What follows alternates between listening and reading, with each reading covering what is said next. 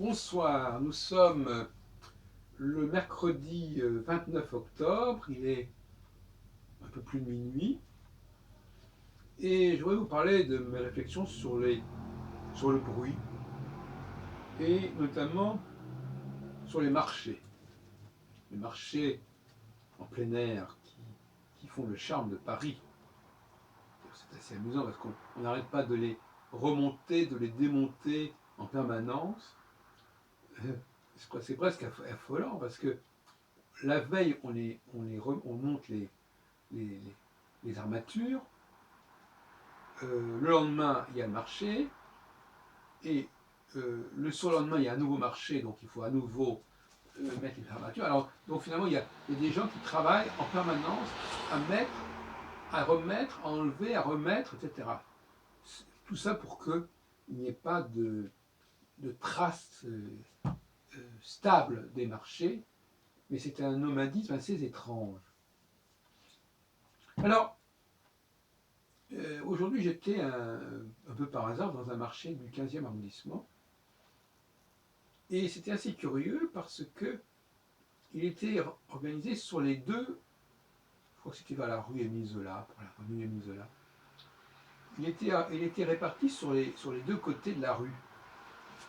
Et il me semble, enfin, j'ai peut-être rêvé, mais il me semble qu'il y avait d'un côté les Européens, de l'autre côté les Maghrébins, plus ou moins. C'est quand même un quartier un petit peu pas trop populaire, le 15e arrondissement. Et chez les Européens, il y avait beaucoup moins de bruit que chez les Maghrébins. Donc, je crois que le silence est associé à une certaine élite socio-culturelle et le bruit à une populace. Et d'ailleurs, dans le quartier de l'avenue d'Italie, alors là, on a carrément le souk, le chouk, avec des cris, des bruits, et puis énormément de gens qui parlent en arabe ou en kabyle, aussi bien dans les vendeurs que chez les clients. Donc, le, le, le bruit, parce qu'en fin de compte, c'est bien de bruit qu'il s'agit, le bruit est un facteur socioculturel. Voilà ce que je vous dis. Ça n'est pas forcément dit de cette façon, mais il est clair que un endroit bruyant ne se prête pas à une lecture valable, à une réflexion valable. On peut lire l'équipe dans un endroit bruyant, mais quand il s'agit de réfléchir sur un texte, de se laisser imprégner par ce texte, de se l'approprier, peu importe, eh bien, il faut du silence. Et donc, dans un endroit où l'on respecte le silence, où l'on respecte la nécessité de se cultiver et de faire un travail personnel, individuel, eh bien, on a un taux de décibels beaucoup plus faible. Et inversement, dans des sociétés où on n'attend pas grand-chose de l'apport de réflexion et de cogitation des personnes, eh bien à ce moment-là, le bruit extérieur est beaucoup plus important. Donc ça n'est pas du tout neutre ce phénomène-là.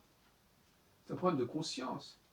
Faire du bruit, c'est reconnaître que les gens n'ont pas à réfléchir. Voilà. C'est remettre en question sa propre réflexion. Quand on fait du bruit, on ne réfléchit pas trop. Mais c'est aussi gêner la réflexion d'autrui. C'est pourquoi, effectivement, des hauts lieux de la culture, comme les musées, comme les bibliothèques, comme les universités, d'une certaine manière, les amphithéâtres, il y a des lieux comme ça où il faut garder le silence. Garder le silence est une valeur majeure. Et on peut considérer que les enfants qui vivent dans un milieu bruyant sont défavorisés. Absolument. C'est aussi simple que ça. Et dans des milieux plus évolués, inévitablement, le niveau d'expression va être beaucoup plus faible, si tant est qu'il ne soit pas complètement nul d'ailleurs.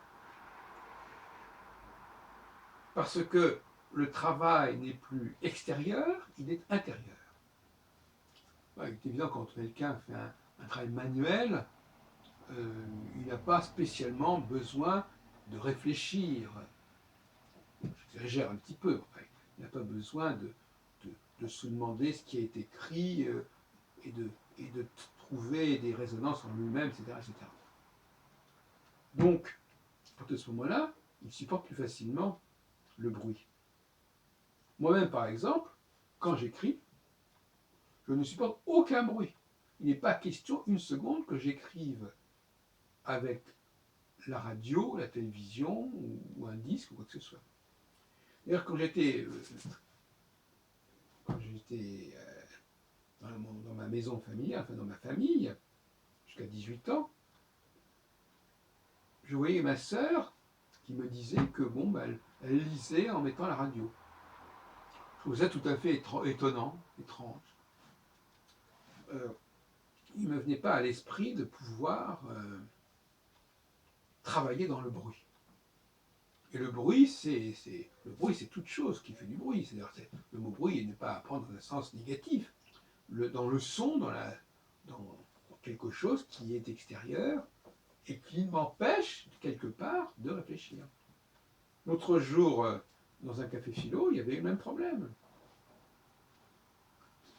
J'étais la seule personne à être gênée par la conversation de deux consommateurs qui n'étaient pas trop loin et qu'on entendait pas trop. Ça ne gênait pas trop les autres. Pour moi, c'est assez concluant, c'est assez édifiant. Donc, la culture du silence est une condition absolument indispensable pour une société évoluée. Et quand une société est plus primaire, eh bien, l'élément externe va l'emporter. C'est le fameux débat que j'ai déjà amorcé depuis pas mal de temps sur altérité interne et altérité externe. Quand je parle avec moi-même, je suis dans le silence. C'est pas qu'il n'y a pas de dialogue, mais c'est un dialogue intérieur, ou un dialogue avec le texte que je lis. Et quand j'ai besoin des autres pour faire des choses ensemble, eh bien, on n'est pas dans le silence, on est dans le bruit. Et le bruit, quelque part, est rassurant parce que ça montre qu'on n'est pas seul et il y a une vitalité. Voilà, c'est ça. D'ailleurs, moi, quand je me souviens, quand j'étais petit, je parlais de vie intérieure. J'aimais beaucoup les mots introspection, vie intérieure, c'était des mots que j'aimais bien. Je ne savais pas pourquoi.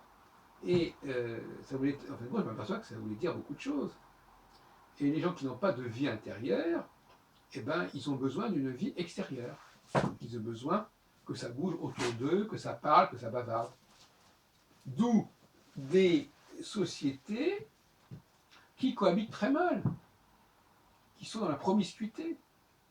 On le voit dans les transports en commun, on le voit dans les lieux publics, de plus en plus, il y a des affrontements qui peuvent se présenter entre ceux qui ont un certain niveau socioculturel et qui,